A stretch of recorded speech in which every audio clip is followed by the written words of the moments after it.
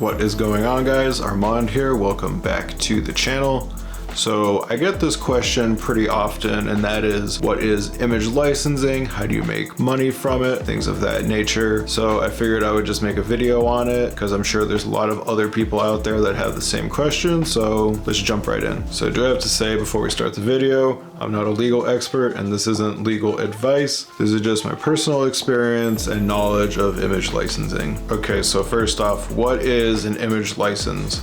And according to Google, image licensing refers to the practice of selling a license to use your image in a specific way rather than selling your photo outright to a buyer. And it's pretty accurate. Okay, so generally, who licenses your photos?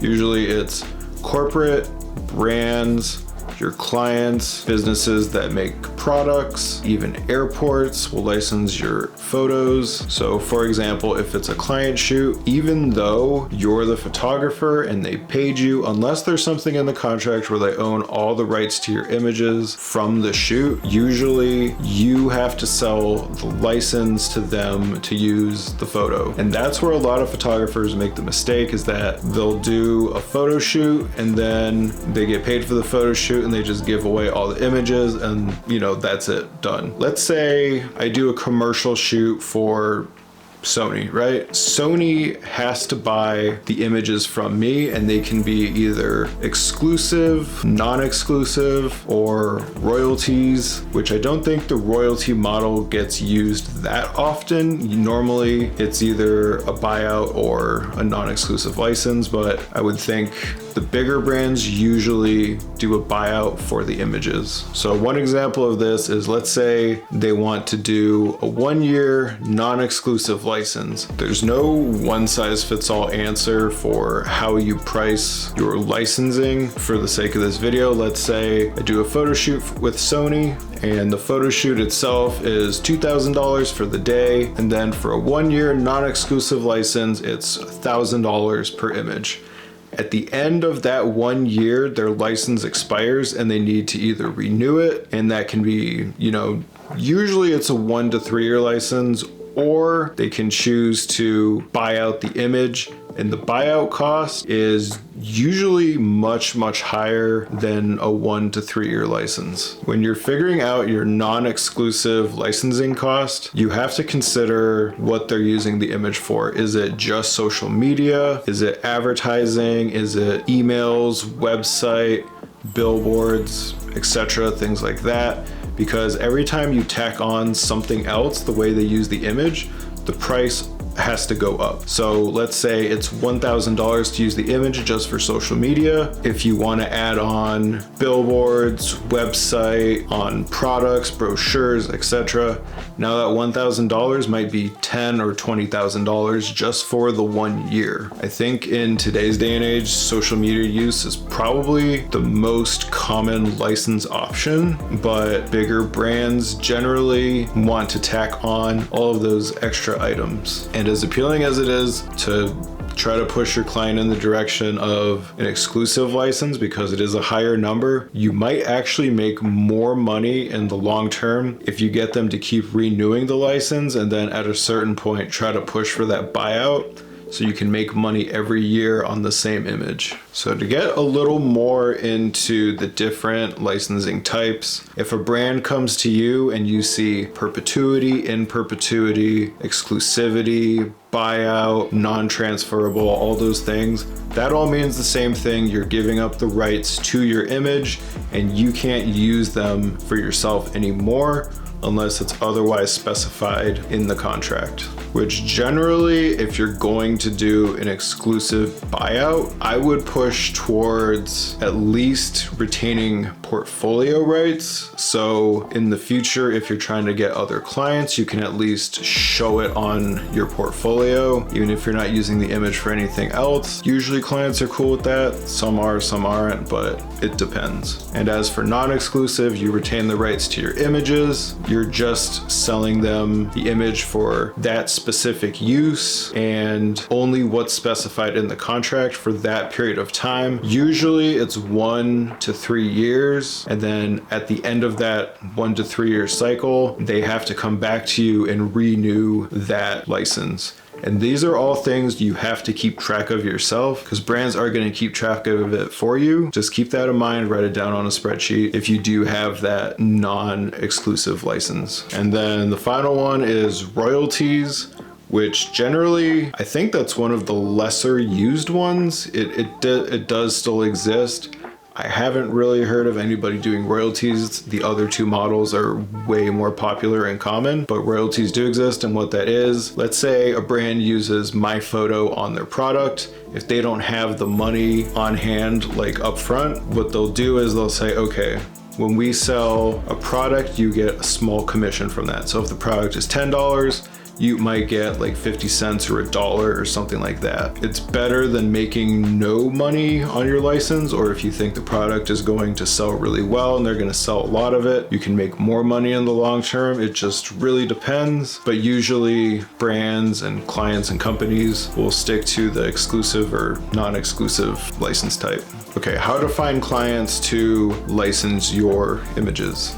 That's the most important part, right? We want to make money. So usually the person you want to talk to is the creative director, the art director, the head of marketing, or people like that. Or if you find a contact in the creative department, they can usually point you in the right direction. That goes for your corporate clients, your brands, things of that nature. If you do a photo shoot for a brand, you usually want to specify your license fees ahead of time, and you always want to make sure all of those details are clear before you ever do any kind of photo shoot. That's not something you bring up after, because those costs need to be calculated for ahead of time, because licensing is completely separate from your day rate, your creative rate, things like that. So keep that in mind. So I said in my last video that image licensing was my number one moneymaker for myself personally, and my top clients are actually corporate clients. Can't talk too much about it because I'm under contract. That's just kind of how these things go. But if you can find a couple of these clients that need your images yearly, that's really the goal, is to find recurring clients to come back and require your images every year. That's honestly just the best business model for landscape photography in particular, or if you fit some other genre of photography, maybe brands and creative directors in those fields or products are usually the people you want to be friends with. So one example I always give is, let's say you buy a new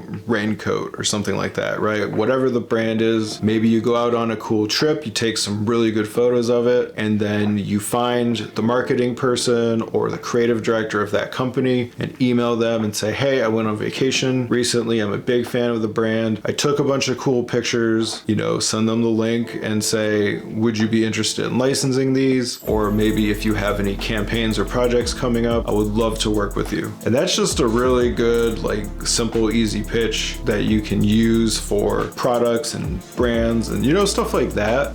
That's one really good way of going about it. So as far as pricing goes for licensing, there's no one size fits all answer for this. The licensing price range can go anywhere from $50 up to an insane amount of money, like 50 grand for a single image, right? It just really depends on your client and how they're going to use the photo. So if it's going to be seen by millions of people all around the world, then, the price just keeps going up. An image on the front of Time magazine or the image on the cover of Vogue magazine, it's literally seen by people all around the world. Those licensing usage costs are super high. Whereas if you're just licensing an image to a person at a coffee shop down the road, maybe they want to use your photo on their brochure or their menu or something like that, that's going to be much, much lower, probably like sub $500, maybe not even that. It really just depends who your client is. Getty Images used to have a calculator for this.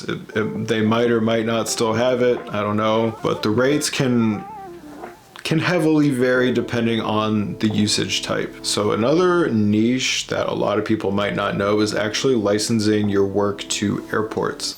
So the way that works is, if an airport wants to use your photos, they pay the print cost, and then they pay a yearly license to have your image there.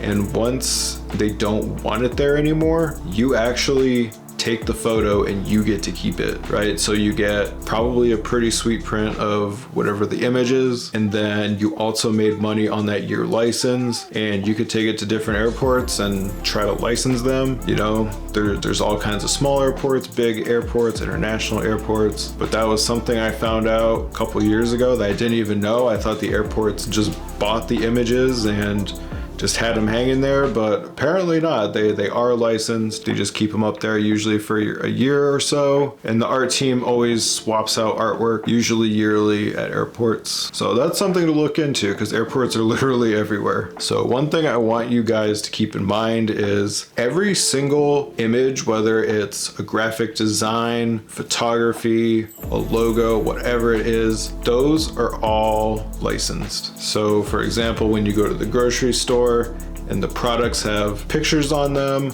or you go to Starbucks and you see the pictures of the drinks on the menu, somebody licensed those photos to that brand. And one final thing is licensing doesn't just apply to photography, it also applies to video, logos, quite literally anything. It can even be the name of a business. If somebody owns the license to that, they can license that to other people. The licensing model for businesses is huge because there's literally so much money to be made. And the best part about licensing is that you can just do it from your home. It's all done over email. It's all done online. You don't even have to leave your house, and you're usually making money unless you do the airport thing I told you about. Generally, when it comes to image licensing, it's just done online. It's super easy. It can be done from anywhere in the world. Hey, editor Armand here. So something I forgot to include in the video is licensing agreements. It's basically a contract that lays out how much you're going to get paid per image, the licensing usage per image, and how they can use the image, like social media, online use, etc. And this is something that's super important, and it's just in general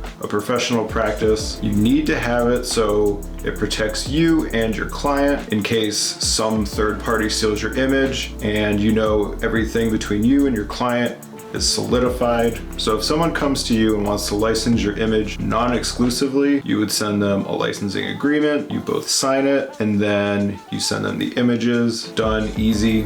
Everything is laid out in the contract. You don't have to second guess. Then if a client wants to buy out your images, you can go about this two different ways. It really depends on the client, but one way is just including it on the invoice after you've done the photo shoot for them. And another way is sending them a licensing agreement stating that the images that you did on the shoot are going to be owned by them, and that's where the perpetuity, buyout, non-transferable, all those words and stuff, that's where all that stuff comes into play. And it's all that confusing legal wording that nobody actually knows what means. As far as obtaining a license agreement, you can have a copyright lawyer write up something for you. There's a bunch of different fill in the blank forms online that you can look up. You can go about it that way. There's a bunch of different ways to obtain a licensing agreement. It's not something that's uncommon, and it's super important that in your licensing agreement all the wordage is proper, everything uses the proper legal definitions and things like that, because any wrong wording and your contract could mean something totally different. Personally, I would say consult a lawyer before sending out anything like this, or use the forms online. There's a bunch of different websites, do your research on it. That's all I have for you today, guys. Thank you so much for watching. Please subscribe if you aren't, like the video, and I will see you all very soon.